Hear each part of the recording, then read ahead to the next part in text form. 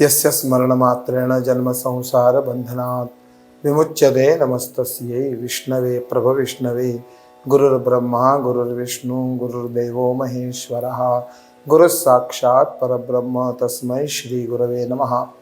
अवधूत चिंतन श्री गुरुदेव दत्त। या दत्तभक्ती यूट्यूब चॅनेलवरून आपण श्रीमद भागवतातील एकादश स्कंदातील अवधूत यदू संवाद जो आहे त्या संवादाचा विचार करतो आहोत। भगवान दत्तात्रेयांनी अवधूतांना आपले 24 गुरु सांगितले, त्यातल्या 3 गुरूंचा विचार आपण करून आलेलो आहोत। आता चौथा गुरु जो आहे हा गुरु आहे जल, म्हणजे पाणी। पाण्याकडून भगवान दत्तात्रेयांनी कोणता गुण घेतला याचा विचार आपण करायचा आहे। हे जे गुण आहेत हे गुण आपल्यामध्ये बाणवण्याचा आपण प्रयत्न करायचा आहे। हे गुण आपल्याला कसे येतील, आपल्यातले दोष कसे निवारण होतील। खरोखर एवढ्या गुरूंची आवश्यकता आहे का एकाच गुरुची आवश्यकता आहे, याचा विचार आपण करून आलेलो आहोत। कारण आत्मज्ञान जे आहे ते आत्मज्ञान देणारे एकच गुरु आहेत। एकाच गुरुंना शरण गेलो की ते आपल्याला आत्मज्ञान देतात, परंतु ते आत्मज्ञान होण्याकरता काही गुणांची आवश्यकता आहे आणि आपल्यामधून काहीतरी दोष निघून गेले पाहिजेत। ते कोणते दोष जायला पाहिजेत आणि कोणते गुण यायला पाहिजेत, हे गुण आपल्यात आल्याशिवाय आणि हे दोष आपल्यातून निघून गेल्याशिवाय आपल्याला आत्मज्ञान होणार नाही। ते गुरु आपल्याला आत्मज्ञान देणार नाहीत। म्हणून आत्मज्ञानाचा अधिकार प्राप्त व्हावा याकरता या गुरूंची आवश्यकता आहे। आद्यंतरहित भगवान दत्तात्रेय महाप्रभू यदुराजांना सांगतात की स्वच्छ असावे, या उदकापरी, या पाण्याप्रमाणे सदैव स्वच्छ असावे, निर्मळ असावे, या सर्व जगाशी नम्रपणानं मृदूपणानं गोड बोलावं, कुणालाही वाईट बोलू नये। कित्येक लोकांना अशी सवय असते की सदैव टोचून बोलायचं, लोकांना लागल असं बोलायचं। परंतु त्यामुळे होतं काय, तर दुसरा माणूस दुखावला जातो। माझ्यात जो आत्मा आहे तोच दुसऱ्यात आत्मा आहे असा विचार करून आत्मस्वरूपाकडे बघावं आणि प्रत्येकाबरोबर सदैव निर्मळ म्हणजे गोड बोलावं। पाणी कसं सदैव निर्मळ आहे, सदैव शीतल आहे, तो जो गुण आहे पाण्याचा, तो पाण्याचा गुण आपल्यामध्ये यायला पाहिजे। याकरता सदैव मृदूपणानं आणि अत्यंत गोड बोलावं प्रत्येकाशी बोलत असताना। कुणालाही टोचून बोलू नये, वाईट बोलू नये, कधीही कुणाला शिव्या देऊ नयेत। त्यामुळे होतं काय, तर दुसऱ्याला दुखावलेल्याचं जे पाप आहे ते पाप आपल्याला प्राप्त होतं। आपण बोलतो, आपण बोलून जातो, परंतु त्याला जी जखम झालेली असते, त्याला जे दुःख झालेलं असतं ते दुःख भरून येत नाही। हाती धनुष्य ज्याच्या त्याला कसे कळावे, हृदयात बाण ज्याच्या त्यालाच दुःख ठावे। एखाद्या वेळेस हत्यारानं, तलवारीनं, कुऱ्हाडीनं केलेली जखम जी आहे ती जखम भरून येईल, परंतु आपण जे बोलतो त्या बोलण्यामुळे झालेली जी जखम आहे ती जखम काही केल्या भरून येत नाही। म्हणून बोलत असताना फार विचार करून बोलावं, नम्रपणानं मृदूपणानं अत्यंत गोड बोलावं। हा जो गुण आहे हा गुण या आप म्हणजे पाण्याकडून भगवान दत्तात्रेयांनी घेतला। म्हणून पाणी बघितलं की लोक पळत सुटतात पाण्याकडे, कारण पाणी स्वतः निर्मळ आहे आणि दुसऱ्याला निर्मळ करतं। पाण्यामध्ये गेलो, आपण आंघोळ केली, सर्व पाप नष्ट होतात। म्हणजे शरीराला जी घाण आहे, मळ आहे, तो मळ तर तो बाजूला करतच पाणी, परंतु आपली कित्येक जन्माची पाप सुद्धा ते नष्ट करतं। एवढी ताकद त्या तीर्थामध्ये। नुसते हातपाय धुतले, अंगावर जरी पाणी प्रोक्षण करून घेतलं, मार्जन केलं, तरी सुद्धा ते आपल्याला निर्मळ करतं, आपल्या पापांचा नाश करतं। कृष्णा नदीची स्तुती करत असताना दृष्ट्वा जन्मशतम पापम, नुसतं कृष्णामाईचं दर्शन जरी केलं तरी दृष्ट्वा जन्म शतम पापम, 100 जन्मांची पाप नष्ट होतात. स्पृष्ट्वा जन्म शतत्रयम, पाण्यामध्ये स्पर्श जर त्या पाण्याचा आपल्याला झाला तर 300 जन्मांची पातकं नष्ट होतात. स्नात्वा जन्म सहस्त्राणी, एक स्नान जर कृष्णेच्या जलामध्ये आपण केलं तर हजारो जन्मांची पातकं नष्ट करण्याची शक्ती त्या कृष्णेच्या जलामध्ये आहे.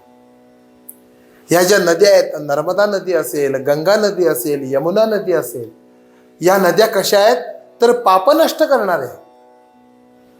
म्हणजे आपले तहान तर त्या नष्ट करतातच, परंतु जन्मजन्मांतरी केलेली पातकं सुद्धा त्या जलाच्या स्पर्शानं नष्ट होतात. पाण्याचं नुसतं दर्शन जरी झालं तरी आपल्याला शांत वाटतं, शीतळ वाटतं. त्याप्रमाणे साधकांनी या समाजामध्ये राहत असताना स्वतः निर्मळ असावं आणि संपूर्ण लोकांना निर्मळ करावं, स्वच्छ करावं. हा गुण जलाकडून भगवान दत्तात्रेयांनी घेतला. कित्येक लोक या पाण्याला घाण करतात, परंतु जरी घाण केली तरी ती घाण जी आहे ती घाण सगळी तळाशी बसते आणि पुन्हा पाणी वर निर्मळ राहतं. तसं मळ जो असेल तो मळ आपल्या अंतरंगामध्ये ठेवावा, परंतु वर सदैव निर्मळ राहावं. हा फार मोठा गुण या जलाकडून भगवान दत्तात्रेयांनी घेतला. दत्तात्रेय सांगतात की हा जो देह आहे हा देह मळमूत्रांचे कफाचे ग्रह. हा देह कसा आहे तर मल मूत्र कफ हे सगळं या देहामध्ये भरलेलं आहे. म्हणून त्याचा मोह धरू नये. या देहानंच आपल्याला परमात्म प्राप्ती करून घ्यायची आहे, आत्मसाक्षात्कार करून घ्यायचा आहे. म्हणून या देहाचं ममत्व न धरता, या देहावर प्रेम न करता, या देहात राहणाऱ्या आत्मस्वरूपाला बघावं, आत्म अनुसंधान करावं. आणि ते ज्ञान जे आहे की हा जो आत्मा आहे तोच आत्मा माझ्यामध्ये आहे, या आत्मस्वरूपाचं ज्ञान आपल्याला झाल्यानंतर मग काय करावं, त्याला ज्ञानोत्तर भक्ती असं म्हणतात. की ते झालेलं ज्ञान झाल्याबरोबर हा देह न टाकून देता या देहाला परोपकार करण्याकरता आपण खर्च करावा. याला ज्ञानोत्तर भक्ती म्हणतात. हे जे ज्ञान झालेलं आहे हे ज्ञान आपल्याला दुसऱ्याला देण्याकरता या जगतामध्ये फिरायला पाहिजे. हा देह न टाकून देता,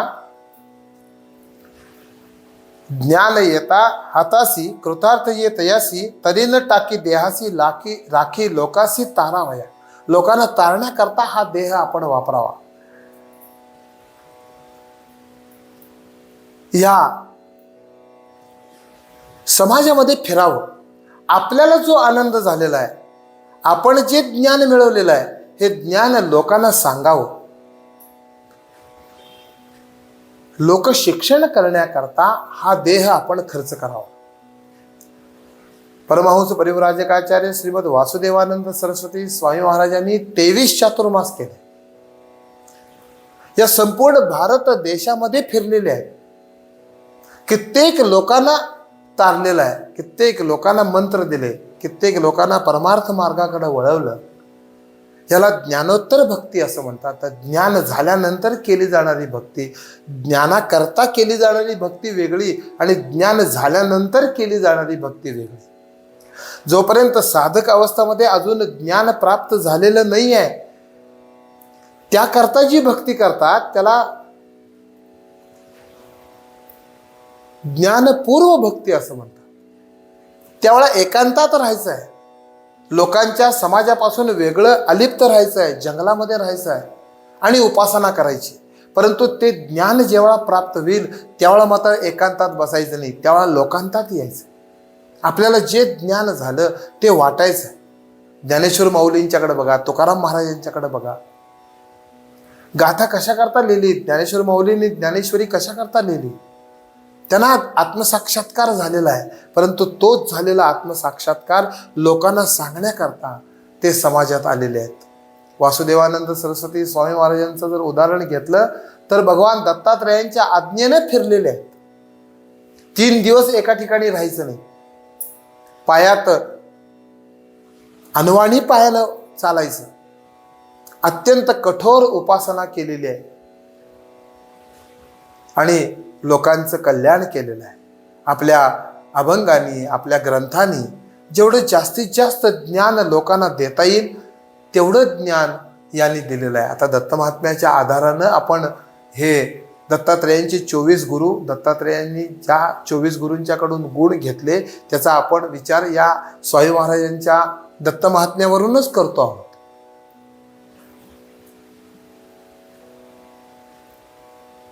या जलाकडून आणखी कोणता गुण घेतलाय तर हे जल जे आहे हे उंच भागाकडून सखल भागाकडे वाहतं, उच्च स्थान सोडून देतं आणि प्रवाहावरून खालच्या दिशेने वाहतं. तसं जे गर्विष्ठ असतील, जे दुष्ट असतील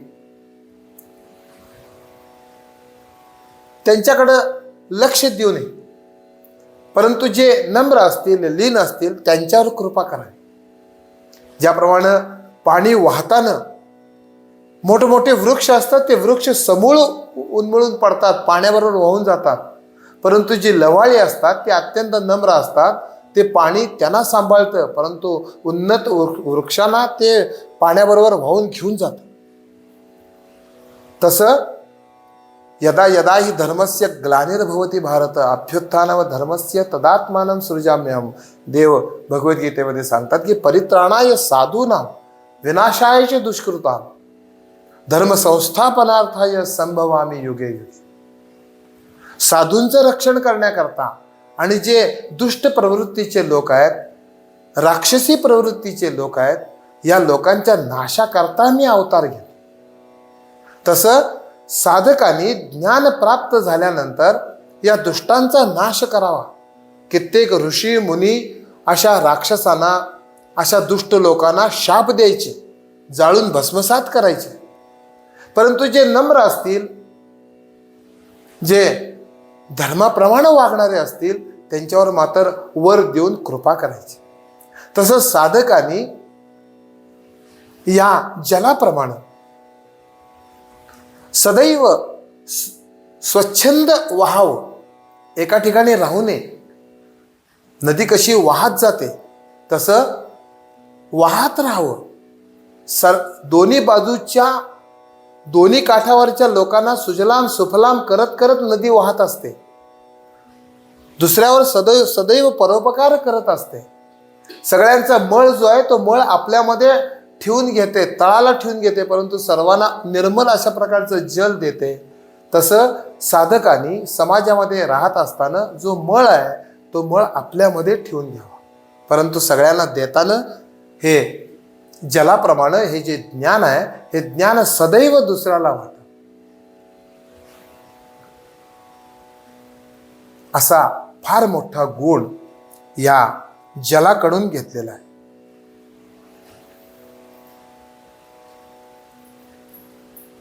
हे जे जल आहे हे जल सदैव निर्मळ आहे. ही नदी कुठं थांबली आहे का बघा. ज्यावेळी नदी या पर्वतावरून उगम पावते, उगम पावल्याबरोबर ती धावायला सुरू करते. वाटेत खड्डा आला, वाटेत एखादा तलाव आला म्हणून ती थांबत नाही, त्या तलावाला भरून टाकते, त्या खड्ड्याला भरून टाकते आणि समुद्राकडे धावत सुटते. समुद्राकडे का धावते? कारण समुद्र हे तिचं स्वरूप आहे. म्हणून जन्म झाल्याबरोबर स्वरूपाला प्राप्त करून घेण्याकरता ती धावत सुटते, थांबत नाही कुठं. तसं साधकांनी आपलं स्वरूप जे आहे आत्मस्वरूप, त्या आत्मस्वरूपाला प्राप्त करण्याकरता सदैव धावावं. जोपर्यंत ती नदी समुद्राला मिळत नाही तोपर्यंत ती धावत असते वेगानं, परंतु जेव्हा समुद्राला मिळते, समुद्रात जाऊन जेव्हा एकरूप होते तेव्हा ती शांत होते, कारण ती स्वरूपाला प्राप्त होते. तसं त्या आत्मस्वरूपाला प्राप्त करून घेण्याचा आपण प्रयत्न करायचा आहे. जोपर्यंत आत्मस्वरूप आपल्याला प्राप्त होत नाही तोपर्यंत ही धावाधाव आपल्याला करायलाच लागणार आहे. ह्या जन्मात प्राप्त झालं तर बरं, नाही तर पुन्हा जन्म घ्यायला पाहिजे, पुन्हा जन्म घ्यायला पाहिजे, पुन्हा जन्म घ्यायला पाहिजे. कुठल्या तरी एका जन्मात आपण त्या स्वरूपाला प्राप्त होऊ. तुकाराम महाराज म्हणतात की जन्मजन्मी आम्ही बहुपुण्य केले तेव्हा या विठ्ठले कृपा केली. विठ्ठलाने आत्ता कृपा केली आहे, परंतु याकरता कित्येक जन्म आम्हाला पुण्य करावं लागलेलं आहे. तसं कित्येक जन्म आपल्याला किती घ्यायला लागणार आहेत माहीत नाही त्या स्वरूपाला प्राप्त करून घेण्याकरता. परंतु जोपर्यंत ते स्वरूप प्राप्त आपल्याला होत नाही तोपर्यंत आपल्याला हे जन्म घ्यावेच लागणार आहेत. जशी नदी ही धावत जाते स्वरूपाला प्राप्त करून घेण्याकरता, कारण समुद्र हे तिचं स्वरूप आहे.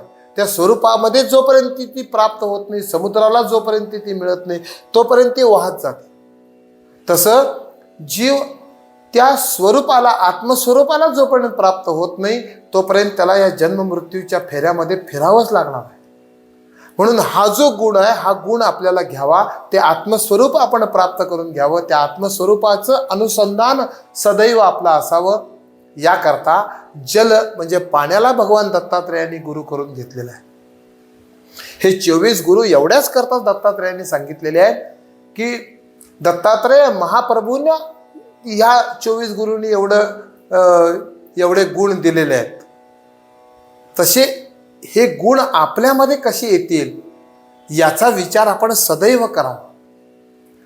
दोष निवृत्ती आणि गुणाची प्राप्ती जोपर्यंत आपली होत नाही तोपर्यंत आत्मज्ञान आपल्याला होणार नाही, आणि आत्मज्ञान जोपर्यंत होत नाही तोपर्यंत हे जन्ममृत्यूची परंपरा सुटणार नाही. आणि जन्ममृत्यूची परंपरा सुटावी, आत्मज्ञान आपल्याला व्हावं, याकरता हे गुण आपल्याला प्राप्त व्हायला पाहिजेत आणि आपल्यात असणारे दोष नष्ट व्हायला पाहिजेत. याकरता या 24 गुरूंच्याकडे आपण बघायचं आहे. या 24 गुरूंच्याकडून ज्ञान प्राप्त करून घेण्याचा आपण प्रयत्न करायचा. याकरता भगवान दत्तात्रेयांनी हा चौथा गुरु जो सांगितला तो जल म्हणजे पाणी हा गुरु सांगितला. पाणी हा गुरु सांगत असताना आणखी एक गुण अतिशय सुंदर भगवान दत्तात्रेयांनी यदुराजांना सांगितला की पाणी हे कुठल्याही रंगात सहज मिसळून जातं, कुठल्याही पदार्थात सहज मिसळून जातं. ते आपलं वेगळेपण दाखवत नाही. तसं समाजात फिरत असताना आपण समाजामध्ये एकरूप होऊन जावं, आपलं स्वतःचं वेगळं अस्तित्व दाखवू नये. जसं पाणी वेगळं अस्तित्व दाखवत नाही, निळ्या रंगात मिसळलं तर निळं होतं, लाल रंगात मिसळलं तर लाल होतं, दुधात मिसळलं तर दूध होतं. तसं आपलं स्वतःचं स्वरूप वेगळं न दाखवता सर्व समाजामध्ये मिसळून जावं. आणखी एक सुंदर गुण हे पाणी आपल्याला देतं. पाणी स्वतः कसं आहे तर शीतल आहे, म्हणजे शीतलता हा पाण्याचा गुण आहे.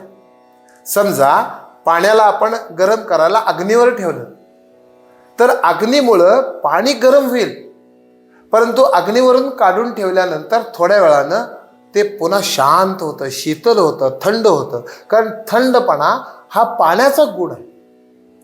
तसं या समाजानं कितीही आपल्याला त्रास दिला, समाज आपल्याबरोबर कसंही वागला तरी सुद्धा आपली शीतलता जी आहे, आपला थंडपणा जो आहे तो थंडपणा आपण सोडून देता उपयोग नाही. ज्ञानेश्वर माऊलींच्याकडे बघा, समाजानं काय थोडा त्रास दिला, तुकाराम महाराजांना काय थोडा त्रास दिला, परंतु त्यांनी पाण्याचा जो गुण आहे शीतलता, तो शीतलता गुण त्यांच्यामध्ये असल्यामुळं ते सदैव निर्मळ, जगताचं कल्याण करण्याकरता, जगतावर परोपकार करण्याकरता आपला संपूर्ण देह त्यांनी वापरलेला आहे परोपकाराकरता. एवढा फार मोठा गुण भगवान दत्तात्रेयांनी या जलाकडून म्हणजे पाण्याकडून घेतला. या ठिकाणी वेळ संपल्यामुळं आपल्याला थांबावं लागतंय. मी माझ्या वाणीला विराम देतो. परंतु 5वा जो गुरु आहे तो अग्नी हा गुरु आहे. अग्निदेवांना दत्त महाराजांनी गुरु करून घेतलं आणि भगवान दत्तात्रेय महाप्रभू या यदुराजांना सांगतात की मी अग्नीकडून कोणकोणता गुण घेतला. साधकांनी जीवन जगत असताना या अग्नीकडून कोणता गुण घेतला याचा विचार आपण पुढच्या भागामध्ये करूया. या चॅनेलला सबस्क्राईब करा. जेवढं जास्तीत जास्त शेअर करता येईल एवढं शेअर करा. हा जो विचार आहे हा जास्तीत जास्त लोकांच्यापर्यंत कसा पोचेल याचा विचार करा. तुम्हीही तुमच्या जीवनामध्ये ह्या पाण्याला गुरु करून घेऊन हे जे सगळे गुण आपल्यामध्ये कसे येतील याचा विचार करा. या ठिकाणी मी थांबतो. पुढच्या भागात आपण अग्नी या गुरुचा विचार करूया. अवधूत चिंतन श्री गुरुदेव दत्त.